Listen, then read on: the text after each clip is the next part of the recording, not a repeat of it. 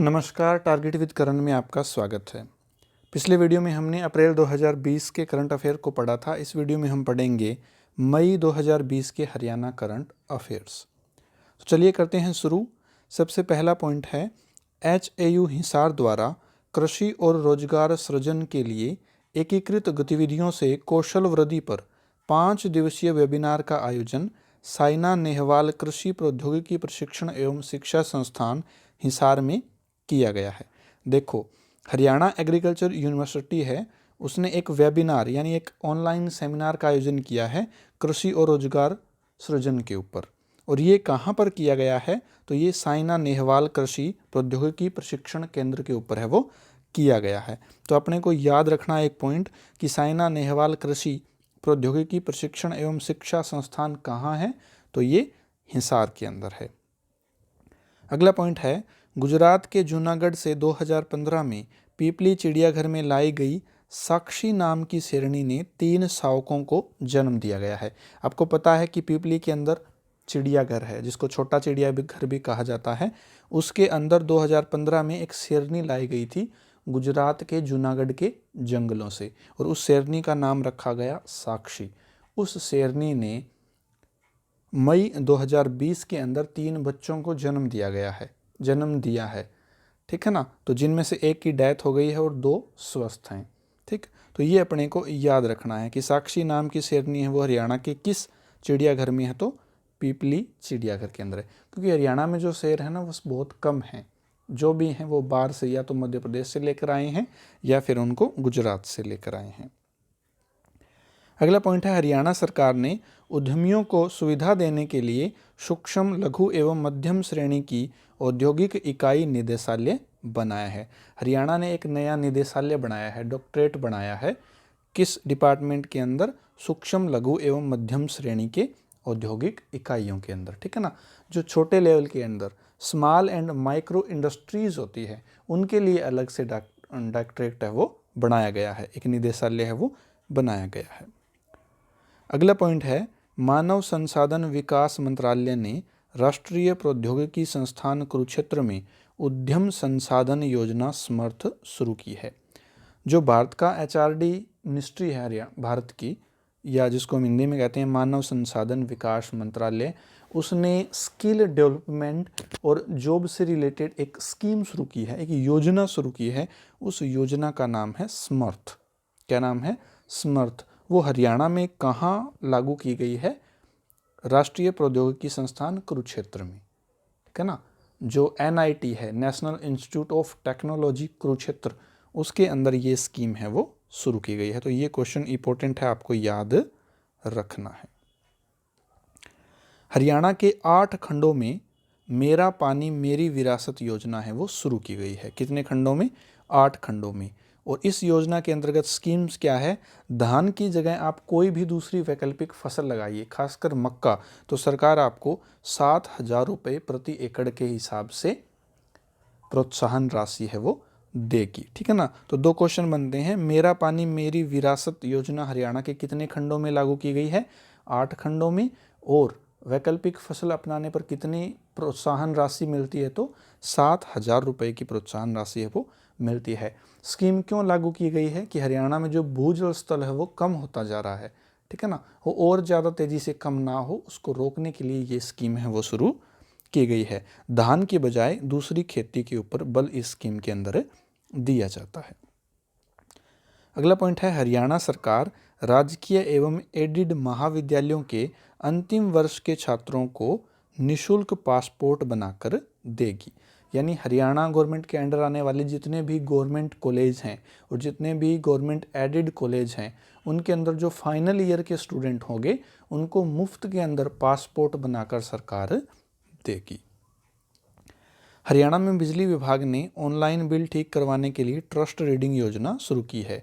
आपको पता है बहुत सारे बिजली बिल हैं वो गलत आते हैं, चाहे बिल 1000 का और वहाँ एक बिंदी की गलती से 1 लाख का बना देते हैं। और प्रोसीजर ऐसा है कि पहले बिल भरिए, उसके बाद जो गलती है वो ठीक की जाएगी। तो अब निगमों ने अपने कामकाज को सुधारने की कोशिश की है और ऑनलाइन एक स्कीम लॉन्च की है जिसका नाम है ट्रस्ट रीडिंग। इसमें आप ऑनलाइन अपने मीटर की सही रीडिंग है वो भर सकते हैं और निगम है उसको जल्दी से जल्दी बिल को ठीक करने की कोशिश है वो करेंगे। तो ट्रस्ट रीडिंग स्कीम कौन से डिपार्टमेंट से संबंधित है? हरियाणा बिजली विभाग से। अगला पॉइंट है हरियाणा में न्याय प्रणाली में तेजी लाने के लिए inter operable criminal justice system को लागू है वो किया गया है। इससे न्याय विभाग या न्याय प्रक्रिया को पारदर्शी और थोड़ा सा आसान बनाने की कोशिश है वो की जाएगी। अगला पॉइंट है वन स्टेट वन गेम के तहत हरियाणा को कौन सा खेल दिया गया है? तो बॉक्सिंग। खेल मंत्रालय द्वारा ओलंपिक के संदर्भ में ये स्कीम है वो शुरू की गई है। देखो, खेल मंत्रालय ने क्या किया है, सभी स्टेट्स को अलग अलग गेम्स दिए हैं, ठीक है ना। तो हरियाणा समेत 5 राज्यों को बॉक्सिंग खेल है वो दिया गया। कहा है आप इस खेल के ऊपर खिलाड़ियों की ज़्यादा से ज़्यादा योग्यता है वो बढ़ाइए, ज़्यादा से ज़्यादा खिलाड़ियों को प्रोत्साहन दीजिए, ताकि जो आगे अभी टोक्यो के अंदर ओलंपिक होंगे उनमें अपने खिलाड़ी हैं वो ज़्यादा से ज़्यादा मेडल लेकर आएँ। इस तरह से खेल मंत्रालय ने 14 अलग अलग गेम हैं वो अलग अलग राज्यों को दिए हैं, ठीक है ना। एक गेम को एक से अधिक राज्यों को दिया गया है। तो हरियाणा के हिस्से में कौन सा गेम आया है?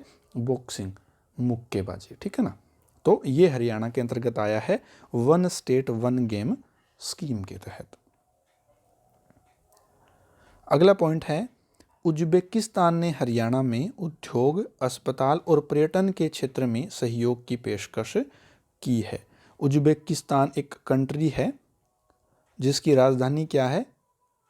ताशकंद, जहाँ पर जो हमारे फॉर्मर प्राइम मिनिस्टर थे अटल बिहारी वाजपेयी नहीं, लाल बहादुर शास्त्री जी की डेथ है वो ताशकंद के अंदर ही हुई थी, जो उज्बेकिस्तान की राजधानी है।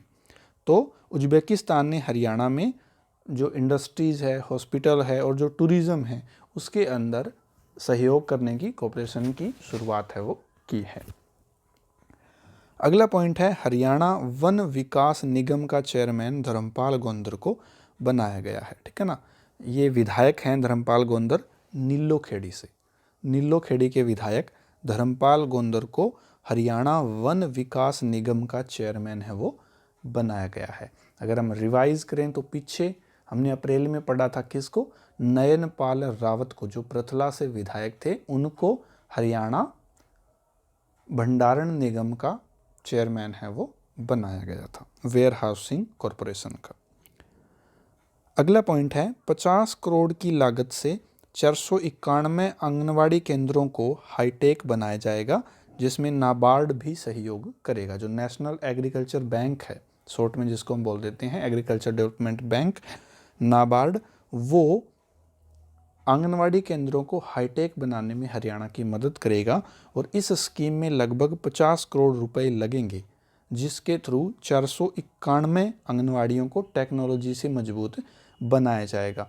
सरकार क्या कर रही है, जो आंगनवाड़ी केंद्र हैं उनको प्ले वे स्कूलों में बदल रही है। छोटे बच्चे साथ साथ खेलेंगे और साथ साथ क्या करेंगे?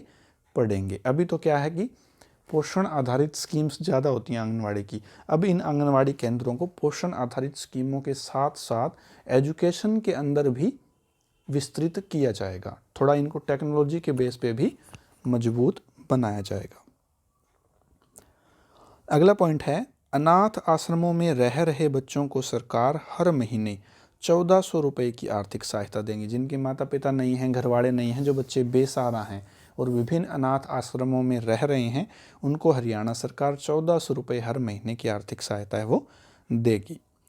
केंद्र सरकार के जल जीवन मिशन के तहत हरियाणा के सभी घरों को नल कनेक्शन प्रदान करने का लक्ष्य रखा गया है 2022 तक।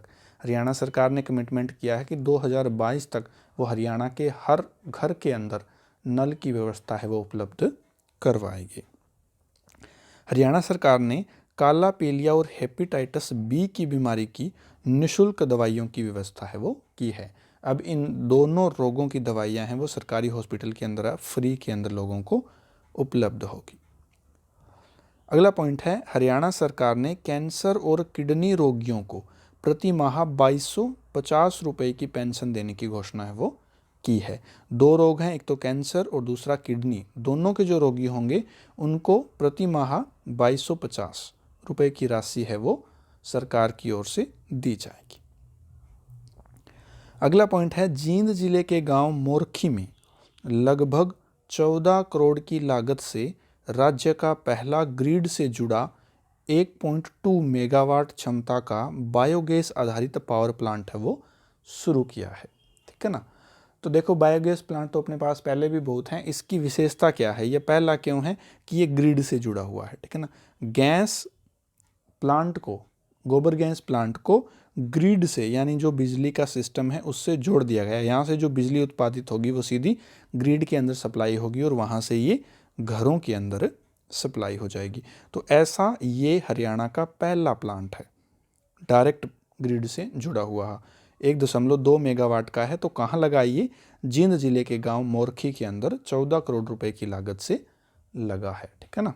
इस पॉइंट को अपने को याद रखना है। अगला पॉइंट है टिड्डी दल अलर्ट ऑर्गेनाइजेशन का मुख्यालय कहाँ है? ठीक है ना। तो ये फरीदाबाद में है। इसी समय अप्रैल मई के अंदर टिड्डियों का हमला हुआ था राजस्थान के अंदर, हरियाणा के अंदर बहुत बड़े पैमाने के ऊपर। हरियाणा में फिर भी थोड़े से गांव प्रभावित हुए थे, राजस्थान में बहुत बड़े पैमाने के ऊपर जो गांव हैं वो प्रभावित हुए थे। और ये टिड्डी दल है ये पाकिस्तान की तरफ से भारत में आए थे। तो इनके ऊपर नज़र बनाए रखने के लिए एडवाइजरी जारी करने के लिए भारत के अंदर राष्ट्रीय स्तर का एक संस्थान है जिसका नाम है टिड्डी दल अलर्ट ऑर्गेनाइजेशन। और इसका मुख्यालय कहाँ है? फरीदाबाद के अंदर है।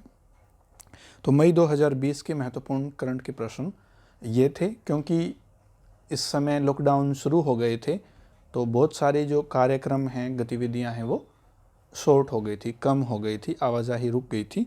तो आगे की जो करंट अफेयर आपको जो मिलेगी वो आपको शॉर्ट मिलेगी। ठीक है ना, क्योंकि बहुत ज़्यादा इवेंट है वो नहीं हुए थे। तो आज का वीडियो यहीं तक। आशा है आपको अच्छा लगा होगा, और अगर आपको ये वीडियो अच्छे लगें तो इनको आप शेयर ज़रूर करें।